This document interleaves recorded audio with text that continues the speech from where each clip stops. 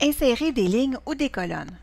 Pour mieux organiser votre tableau, vous pouvez facilement insérer des lignes et des colonnes parmi les méthodes suivantes. La première, si je veux insérer une ligne par exemple, je vais sélectionner une cellule dans la ligne ou la colonne tout simplement. Ensuite, ce que je vais faire, c'est que dans l'onglet Accueil, je vais aller dans le groupe Cellules et ensuite, je vais cliquer sur la flèche du bouton Insérer ou Insertion, tout dépendant de ce que vous avez dans la suite Office comme version.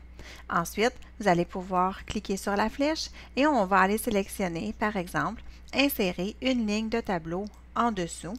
Et je vais avoir une deuxième ligne de tableau qui va être ici.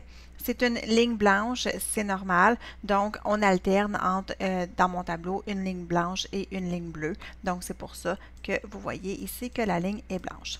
Ce que je pourrais faire aussi pour insérer une ligne de tableau, je pourrais me positionner tout simplement dans la dernière cellule de mon tableau.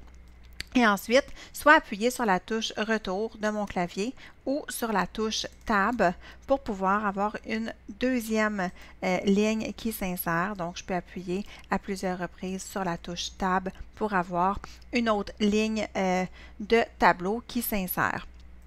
Ce que je peux faire aussi, c'est appuyer tout simplement sur le bouton droit de la souris. Je peux aller cliquer sur Insérer et là, je pourrais insérer une colonne à gauche, à droite, une ligne en haut ou une ligne en dessous, tout simplement. Donc, j'aurai encore une fois une autre option pour pouvoir insérer ma ligne. Donc, je pourrais aller, par exemple, me placer n'importe où dans la colonne J pour insérer une nouvelle colonne et je pourrais aller cliquer sur Insérer et insérer une colonne de tableau à droite. Donc, en plus d'avoir inséré des lignes, j'ai inséré des colonnes. Mon en-tête de colonne se fait, elle va s'appeler colonne 1 évidemment, mais je peux double-cliquer à l'intérieur pour la sélectionner et la renommer comme je le veux. Ensuite, ce qui est possible de faire, vraiment très facile, c'est d'utiliser la poignée de redimensionnement qu'on voit juste ici dans le coin inférieur droit de notre tableau. Donc, vous voyez qu'il y a une espèce de petite forme bleu foncé qui se retrouve ici.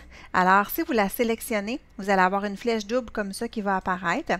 Et à ce moment-là, en maintenant le bouton gauche de la souris enfoncé, vous allez pouvoir sélectionner, pas pour ajouter des colonnes, mais pour ajouter des lignes à votre tableau. Donc, vous pouvez aller jusqu'à la ligne de votre choix.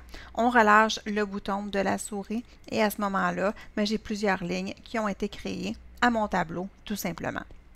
Alors voilà, c'est comme ça qu'on peut insérer des lignes ou des colonnes dans un classeur Excel.